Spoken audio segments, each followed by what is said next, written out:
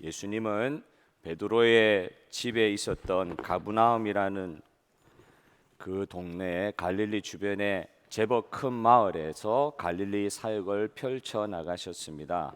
수많은 사람들이 예수님께로 몰려왔습니다. 소문을 듣고 모인 것입니다. 소문이 참 무섭죠. TV도 방송도 없던 시절에 다른 본문들을 통해서 추측할 수 있는 건 아마 수만 명이 소문을 듣고 가버나움으로 몰려든 것 같아요. 예수님은 혼자셨고 사람들은 너무 많아서 식사하실 시간도 없이 그렇게 사역하셨습니다. 사실 가버나움에 계속 계셔도 되었습니다. 그리고 조금 더 발전된 중앙 무대 그 예루살렘으로 일찍 진출하셔서 그곳에서 계속 사역하셔도 됐을 것 같습니다. 그러나 예수님은 그렇게 하지 않으셨어요. 하루는 제자들에게 배를 준비하라고 그러시는 거예요. 갈릴리 바닷가에 있는 도시니까 배를 세울 수 있는 곳이 있죠. 배를 준비하라고 그러시는 거예요. 그리고는 갈릴리 호수 바다 건너편으로 지나가자. 글로 어디 나가자. 어디 행선지를 이야기하시지도 않으시고 그냥 배 타고 반대편으로 가자 그러시는 거예요. 왜 그러셨을까? 뒤에 우리가 오늘 읽지는 않았지만 말씀을 읽어보면 가버나움 반대편 해안 도시 거라사 지방에 사는 그 군대 귀신 들린 한 사람, 마태복음에는 두 사람이라고까지 이야기하는데 어쨌든 예수님께서 대화를 나눈 사람은 한 사람으로 보여요. 그 군대 귀신 들린 한 사람을 만나러 가신 것입니다. 사랑하는 성도 여러분, 예수님은 우리 모든 인류를 구원하려 이 땅에 오신 것이 맞지만 저와 여러분 같은 한 사람을 만나러 배를 타고 바다를 건너시는 분이세요. 우주를 건너서 우리를 구원하러 우리를 만나러 오신 예수님을 여러분 믿으십니까? 오늘 이 시간 저와 여러분을 또한 만나 주시는 우리 예수님을 믿으시기를 바라요. 예수님은 우리 한 사람 한 사람을 가장 소중히 여겨 주십니다. 예수님과 제자들이 갈릴리 바다를 건너가는 중에 광풍이 불었어요. 예수님은 그 순간에 배 뒤편에 고물이라는 그곳의 조그만 장소에서 몸을 웅크리고 주무시고 계셨습니다.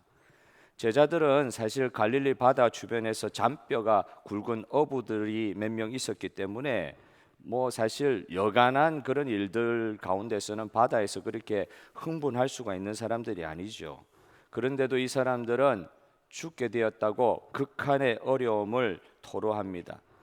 예수님이 영혼을 구원하시기 위해 가시는 그 바닷길에도 어부가 견딜 수 없을 정도의 광풍이 기다리고 있었다는 사실이 여러분 그냥 우리가 읽어서 그런 것인데 어떻게 보면 이해가 되지 않을 수도 있잖아요. 영혼 구원하러 가시는 그 길, 뜻을 가지고 진행하시는 그 길에 어부도 바다에서 잔뼈가 굵은 어부도 감당할 수 없는 폭풍, 광풍이 몰아치다.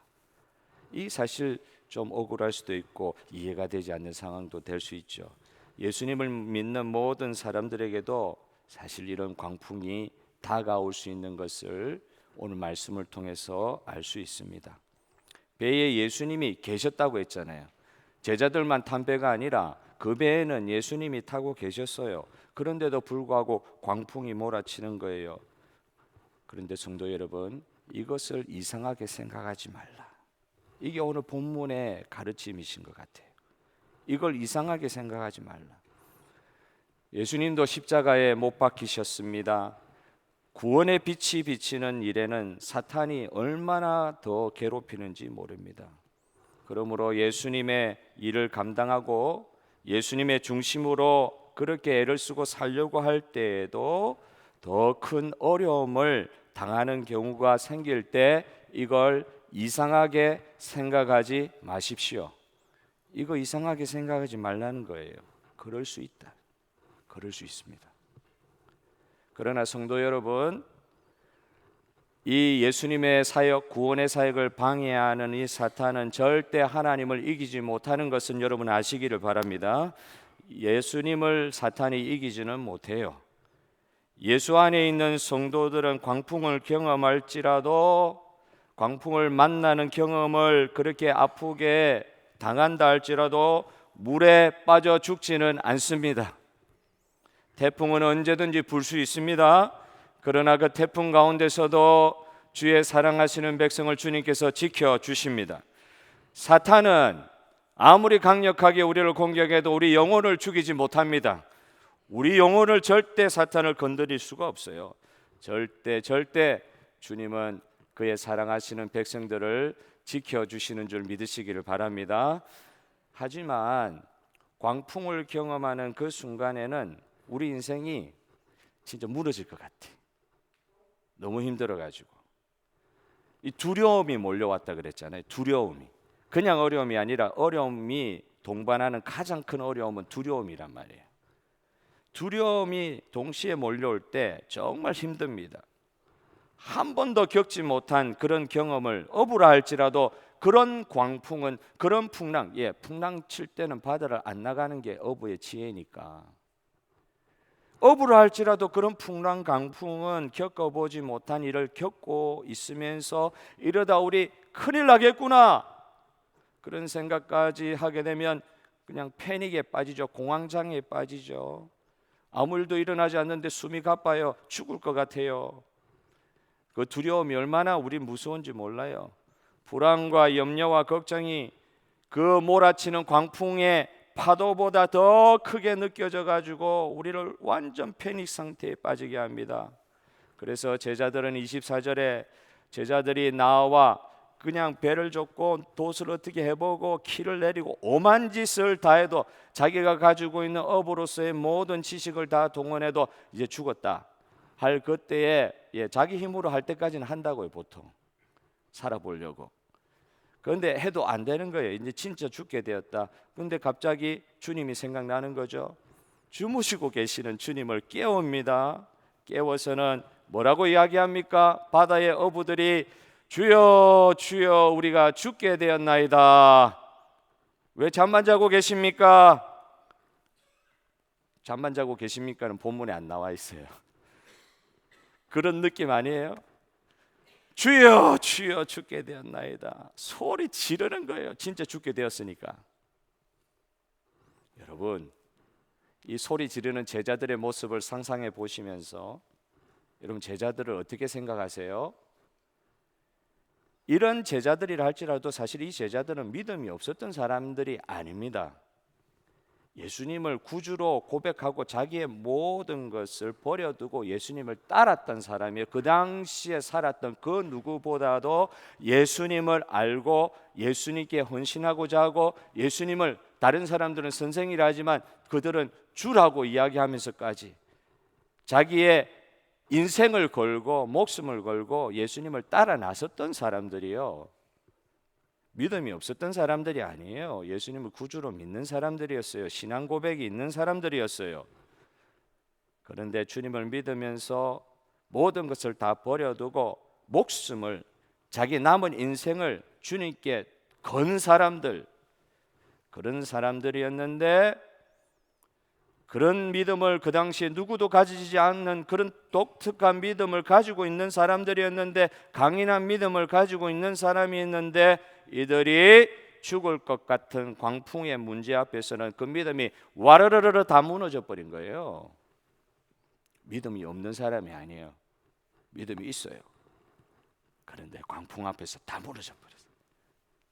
예수님이 있는데도 소리 지르면서 죽겠다고 외치는 것입니다. 이런 제자들에게 예수님께서 이렇게 말씀하십니다. 25절에 오늘 이 말씀을 기억하면서 일주일 동안 한 묵상했으면 좋겠어요. 예수님 무슨 말씀 한마디를 하시죠? 주여 주여 죽겠나이다 하는 제자들에게 예수님은 이렇게 말씀하십니다. 너희 믿음이 어디 있느냐? 다른 복음서에 보면 왜 그렇게 두려워하고 믿음이 없느냐? 한마디 하셔요. 입장을 바꿔 생각해서 묵상하다 보니까 뼈를 때리는 말씀이에요. 내 속이 다 들킨 듯한 말씀이에요. 네 믿음 어디 있냐? 예수님을 구주로 믿는다고 고백하고 따라 나선 사람들인데 죽음의 공포 아래에서는 그 믿음이 아무런 능력을 발휘하지 못하는 그런 상황, 제자들만 있었던 것이 아니라 저가 그렇고 여러분은 어떠십니까? 분명한 신앙 고백이 있는 믿음인데도 주님께서 나와 함께 하신다는, 주님이 나와 동행하신다는 그 믿음, 그렇게 가지고 있는데도 말입니다, 이 믿음이 우리 인생의 절체절명의 어려운 순간에 능력을 전혀 발휘하지 못하고 있는 것입니다. 제자들은 이렇지요. 예수님이 일어나셔서 바람과 바다, 물을 명하여 잔잔하게 하는 모습을 보고는 25절에 저희들이 이렇게 이야기합니다. 제자들이 두려워하고 기이 여겨, 바다를 두려워하는 것이 아니라 이번에는 이제 그 두려움의 대상이 예수님께로 옮겨져요.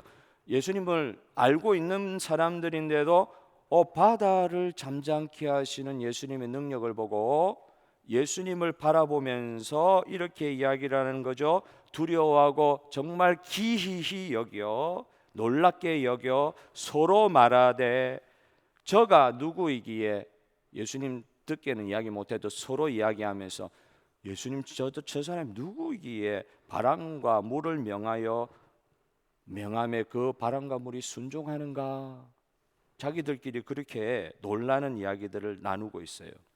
그 제자들의 믿음이란 것이 이 정도예요. 신앙 고백이 있어도 이 믿음이 이런 거예요. 예수님에 관해서 잘 모르는 믿음. 예수님을 믿기는 믿는데 바람과 물을, 풍랑을 잔잔케 하실 수 있는 창조주 하나님이신 줄을 몰랐던 것일 수 있고, 그분의 능력이 어떤 데까지 미치는 그 하나님이신 줄 사실은 예수님을 주라고 이야기하면서도 잘 모르고 있었던 그 믿음을 지금 드러내 보이는 것입니다. 진짜 예수님이 어떤 분인지 몰랐던 거예요.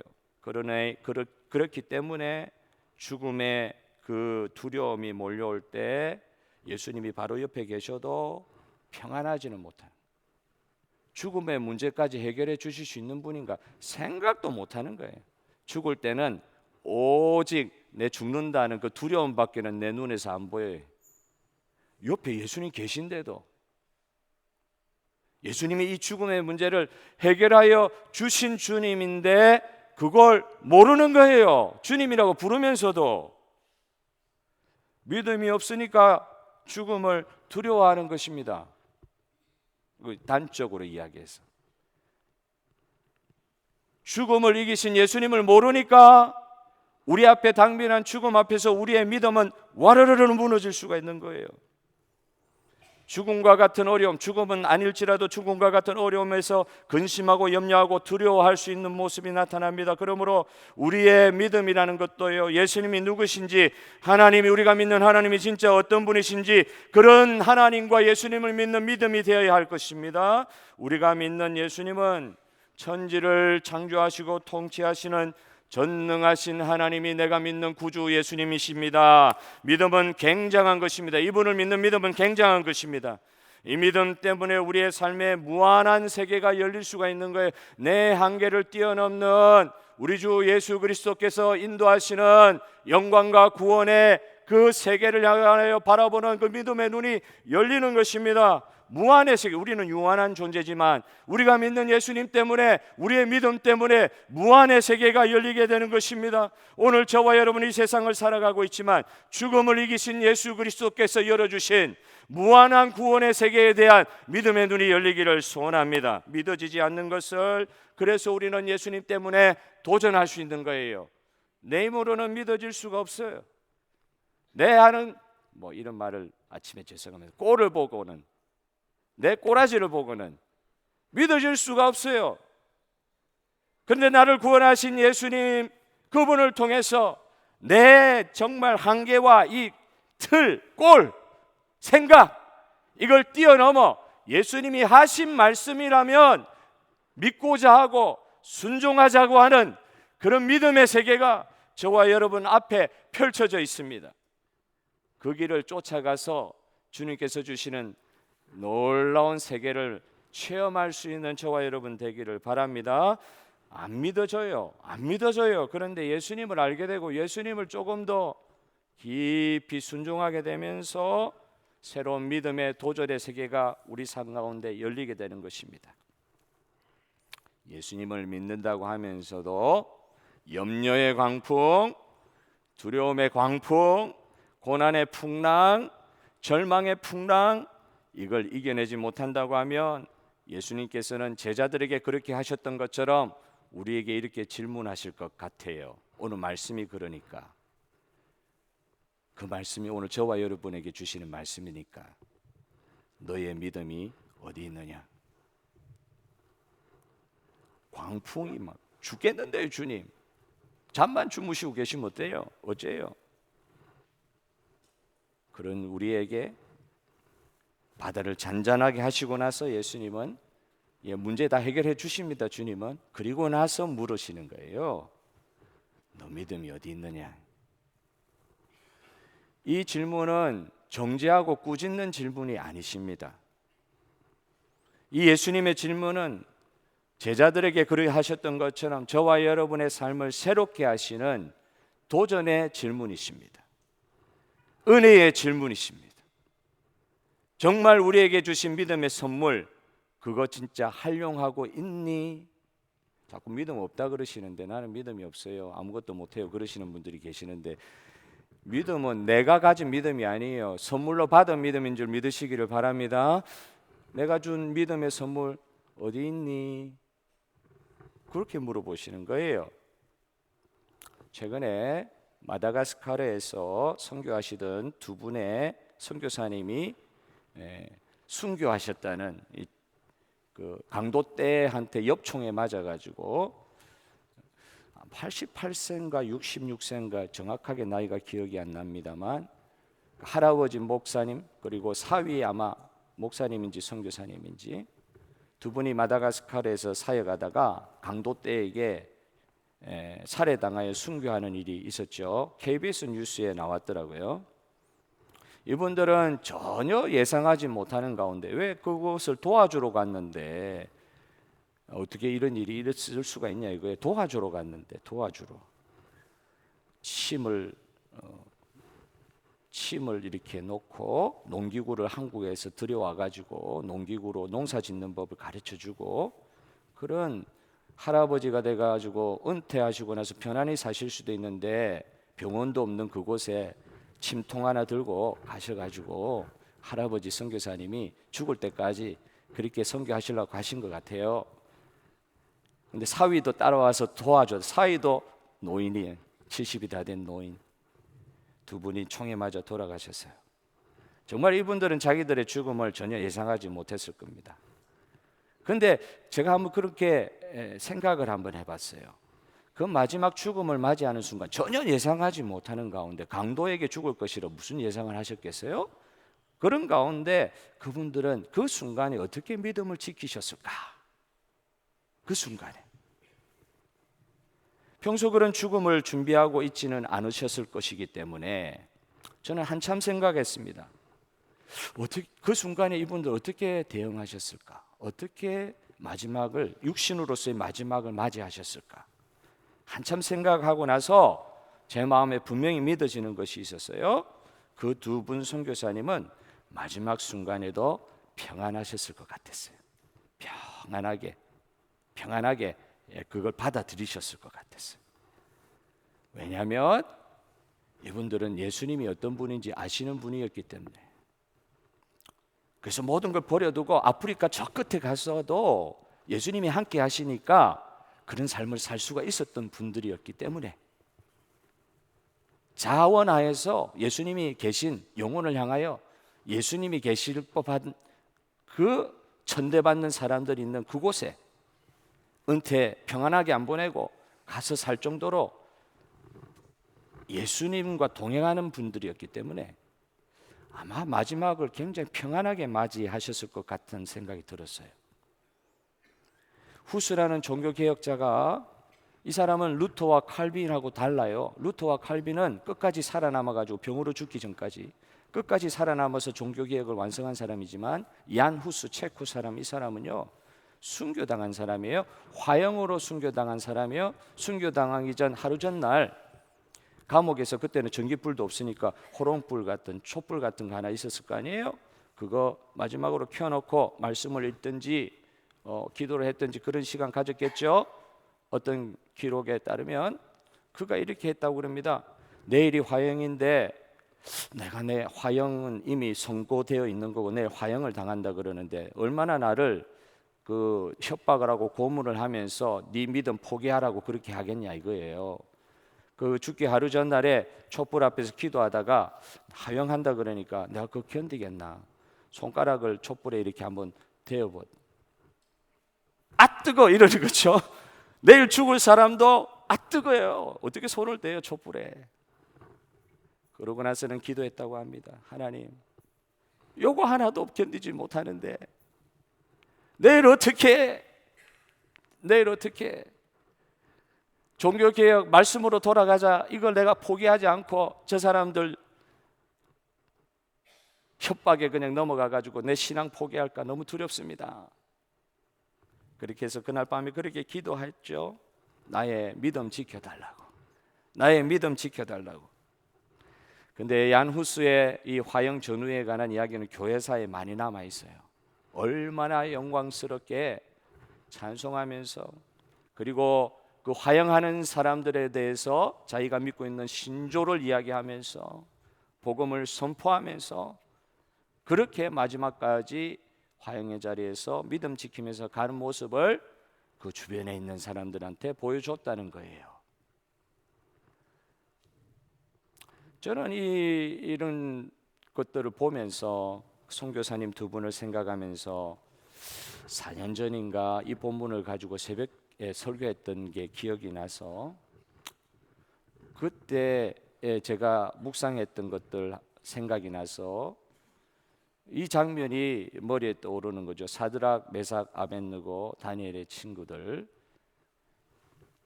이 왕의 신상 앞에 절을 하지 않아서 결국은 풀무불 속에 던져졌던 사람들, 자기의 믿음 지키려고 우리는 당신의 왕 앞에 이 신상에 절할 수 없습니다. 우상에 숭배할 수 없습니다.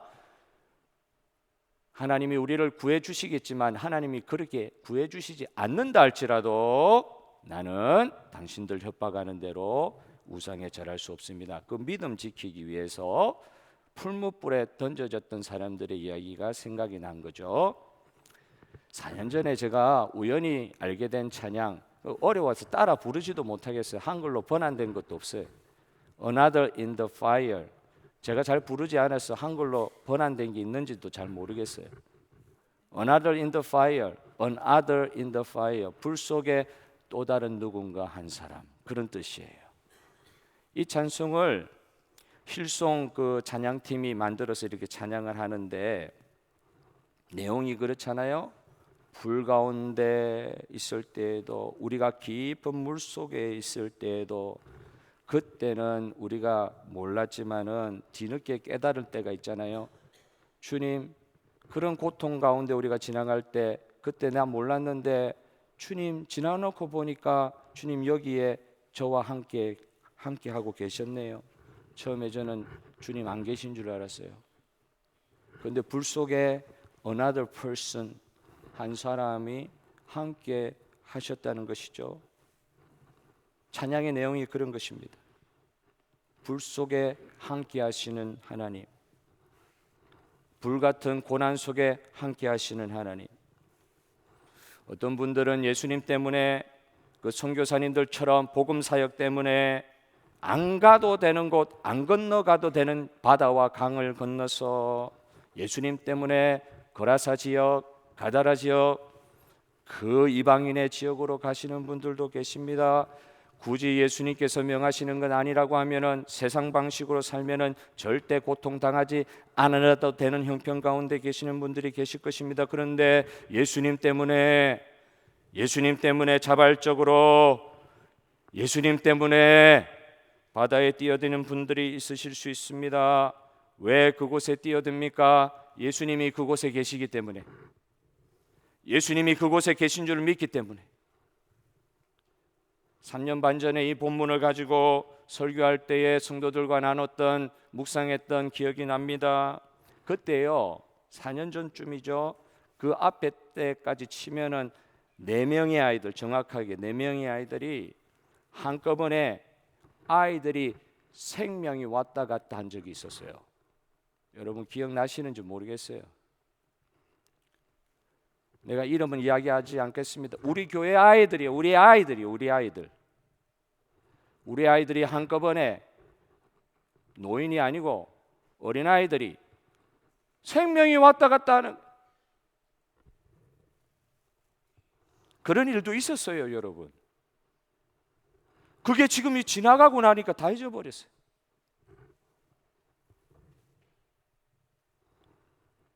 광풍이 몰아쳤습니다. 죽음과 삶이 왔다 갔다 하는 형편이었습니다.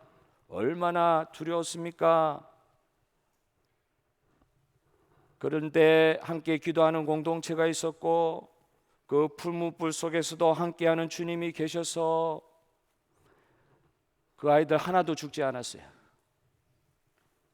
Another in the fire 가사처럼 폭풍 속에서 두려워하지 아니하고 폭풍 속에서도 하나님께 손을 들고 찬양하는 그런 모습을 우리 하나님께서 원하고 계신다는 생각을 하게 되었습니다.